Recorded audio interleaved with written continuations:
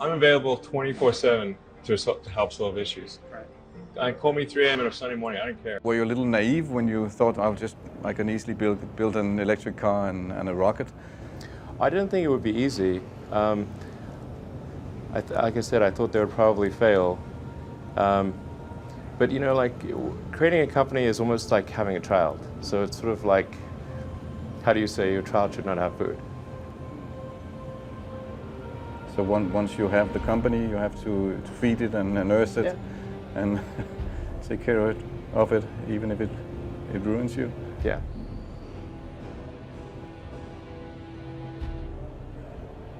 But suppose there were some tough times in 2008, end of 2008. How did you get through that period of crisis? Yeah. Can we just break for a second? Sure, of course. Yeah. You want to wait a little while? Man, I sure hope it was worth it. Sure hope so. Pardon me? Sure hope it was worth it. It's everything. And I was borrowing money from friends to pay the rent.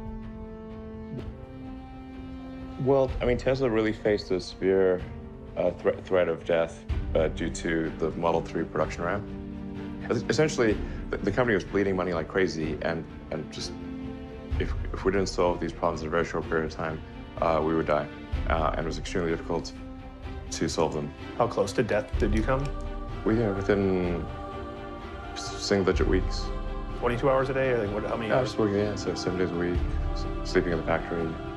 I worked everywhere I worked in the paint shop, general assembly, body shop. You ever worry about yourself imploding? Like it's just too much? Absolutely. No one should put this many hours into work.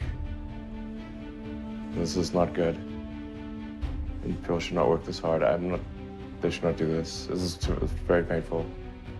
Painful in what sense?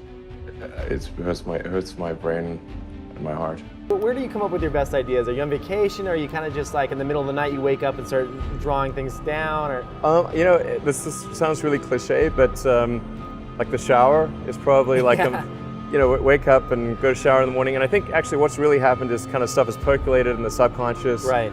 And it's not really occurring in the shower, but you're kind of getting the results of last night's, you know, computation, basically. Right. Whatever area that you get into, given that, you know, even if you're the best, there's always a chance of failure. So I think it's important that you really like whatever you're doing. If you don't like it, life is too short. You know, I'd say, and also if you like what you're doing, you think about it even when you're not working. I mean, it's something that your mind is drawn to, and if you don't like it, you just really can't make it work, I think. When you had that third failure in a row, did you think, I need to pack this in? Never. Why not? I don't ever give up. I mean, I'd have to be dead or completely incapacitated. Starting a business, I'd say, number one is have a high pain threshold. That's it. There's a friend of mine who's got a good saying, which is that starting a company is like eating glass and staring into the abyss. Okay, that's generally what happens, because when you first start a company, there's lots of optimism and things are great, and then so happiness at first is high. Then you encounter all sorts of issues, and happiness will steadily decline, and then you'll go through a whole world of hurt. And then eventually, if you succeed, and in most cases you will not succeed, and Tesla almost didn't succeed, came very close to failure.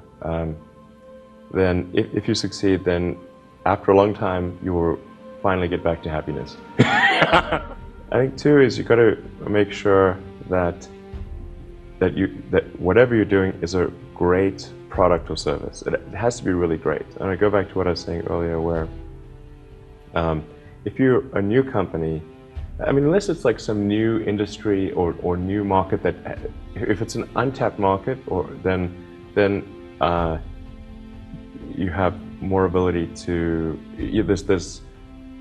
the standard is lower for your product or service. But if you're entering anything where there's an existing marketplace against large entrenched competitors, then your product or service needs to be much better than theirs. It can't be a little bit better, because then you put yourself in the shoes of the consumer and they say, why would you buy it as a consumer? You're always going to buy the trusted brand unless there's a big difference. So a lot of times, an entrepreneur will come up with something which is only slightly better. And it can't just be slightly better. It's got to be a lot better. Number 3, I'd say, is constantly seek criticism. A well thought out critique of whatever you're doing is as valuable as gold. And you should seek that from everyone you can, but particularly your friends. Usually your friends know what's wrong, but they don't want to tell you because they don't want to hurt you.